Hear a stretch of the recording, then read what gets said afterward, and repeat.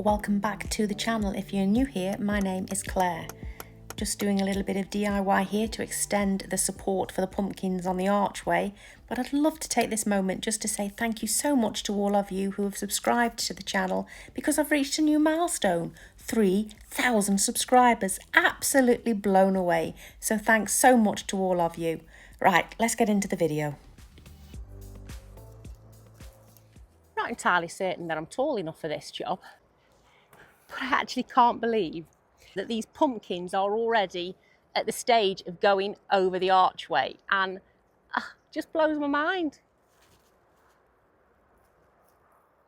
Wow, that's my first job of the day done, and do you know what? That took a lot longer than I expected, but I think the pumpkins are finally tied in quite securely now, and I have to say, I'm really impressed with how it's grown up over the archway. I had high expectations right from the moment that we put this arch in back in March, that this is what I wanted it to do come summer and autumn. And well, look at it. Look at it. It's just doing exactly what I wanted. I absolutely love it when those little visions that you have actually come true. Obviously, it's a long way to go until the end of the season and things could go wrong yet. So I'm not going to count my pumpkins before they're in my basket, but so far, so good. Expectations aren't quite the same at the other end of the bed though, because at this end of the bed I have my outdoor tomatoes, and I have to say they are really not doing very well. There are actually a few tomatoes coming on them, but I think I expected a little bit more. But you know, we have had a tough season and there are at least tomatoes there, and we do even have some thinking about ripening. You can see this Crimson Crush one here is just starting to blush. But I do think that I have decided that I'm not going to be planting any outdoor tomatoes next year. There's enough tomatoes in the polytunnel, and I could really do with this bed space next year. But it was a good experiment, and I really didn't have many expectations, I guess, so it's a bit unfair of me to say that they haven't met them. They're doing okay. They're doing okay. We're going to get a few tomatoes off them, but definitely no tomatoes outdoors next year. Now, the next job I need to do is tidy up those celeriacs, because they are really taking over the bed.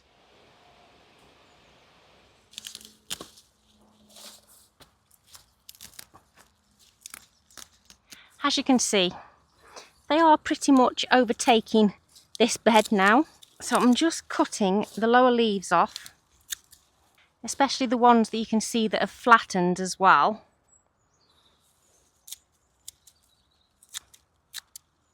Because they're taking a little bit of light off everything else that's growing in this bed.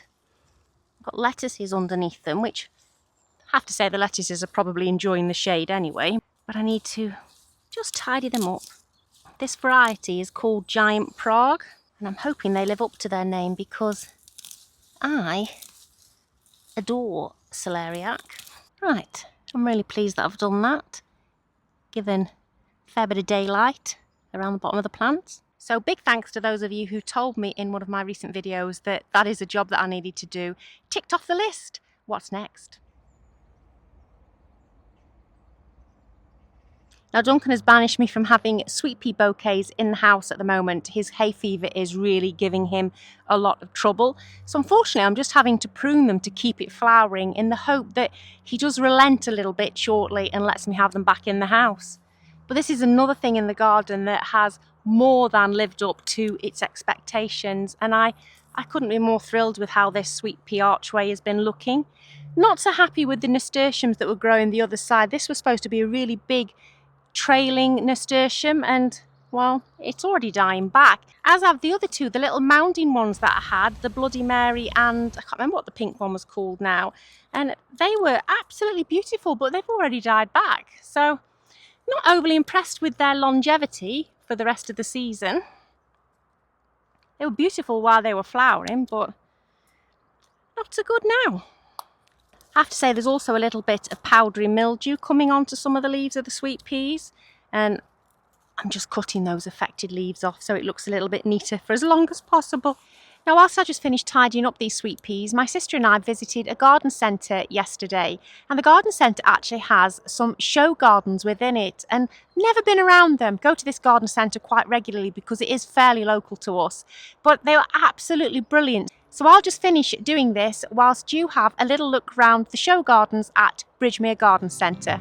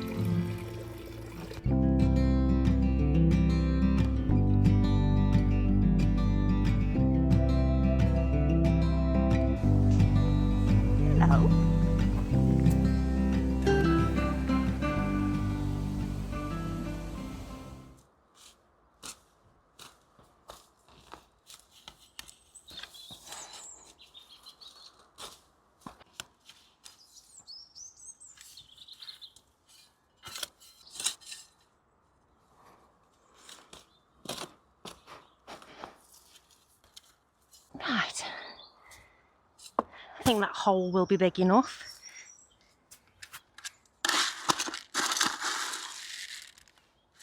A bit of fish blood and bone.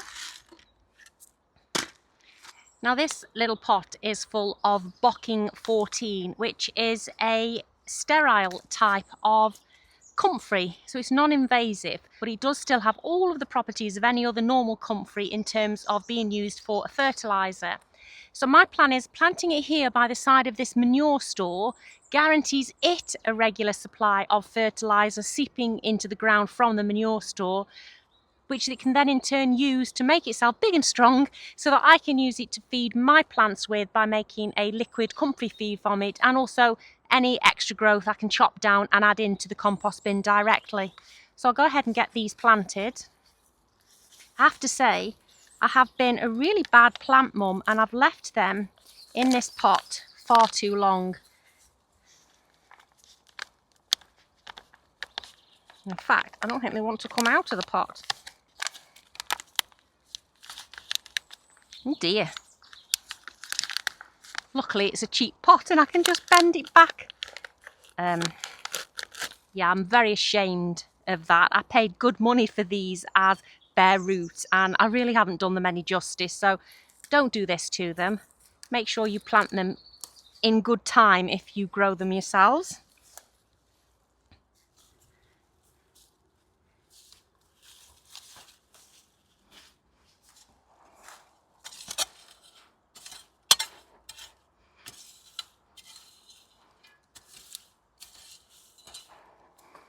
And just tread it in.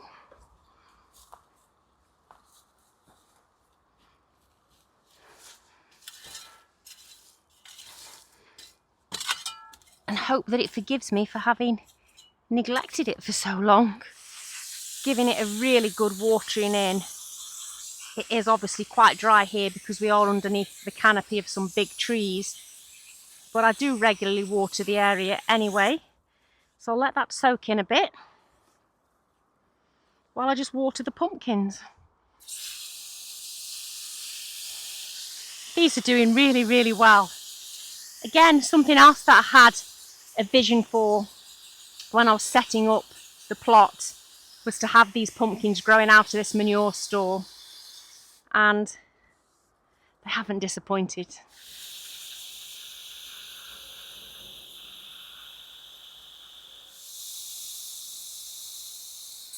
I also need to say thank you to Danny from the Grow Up channel, because in my last video he noticed that the leaves were covering this white polar bear pumpkin, and apparently the polar bear, to remain white and not turn yellow, does need to get some direct sunlight. So he advised me to cut the leaves back from around it so it gets a bit more light to it. So hopefully it should stay white for me. Now, while I've just been watering, I have actually realised that there might be a potential problem unfolding with this Howden pumpkin here. I'm a little bit worried. I'll bring you in closer so you can see what I mean. Look, can you see that? There's some quite bad damage there to the stem. I don't quite know what I should do with that. Do I put a bit of tape over it to try and protect it? I think I'm going to go and get some duct tape and try and just wrap it loosely around it, because obviously that stem might get thicker as it matures. But is that the right thing to do? What would you do? Or would you just leave it alone? I'm a bit worried now, because this is the pumpkin that I've promised my granddaughter that she will be able to carve later on in the season. And look, it's just started growing the first pumpkin. Oh, please be okay. Please be okay. Now, some of you might think I'm being absolutely mad doing this, and to be fair, I probably am, but I did this with a tomato stem last year that had partially severed, and the tomatoes were absolutely fine and went on to produce me a lovely harvest. So I'm just trying it again. There's another bit of cracking on it there. Right. Let's hope that does the job. I feel like that's my fault and I jinxed it for being so happy with how the pumpkins were doing on the Archway earlier, but fingers crossed it's going to work. I told you I shouldn't count all my pumpkins before they were in the basket.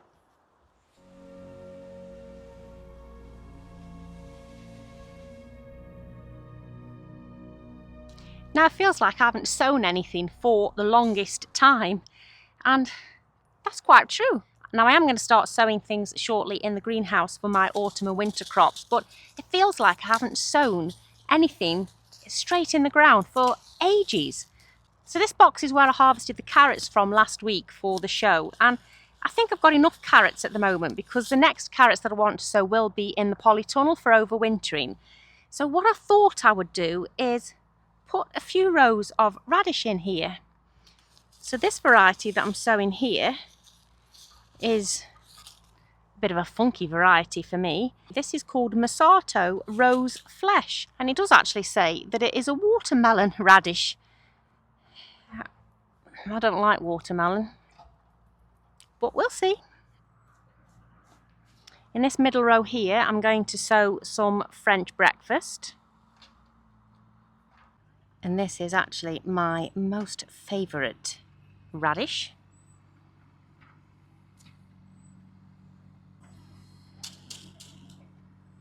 Pop the label in.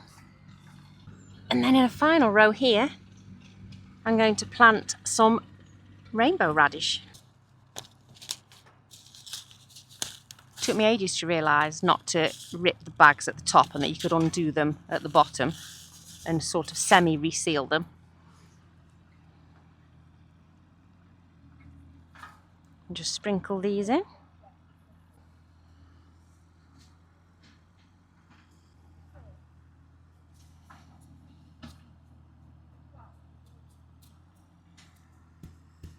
And that's that done.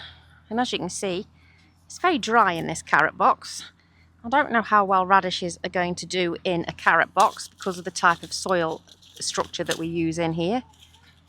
But I'm giving it a go. Just giving them a really good watering.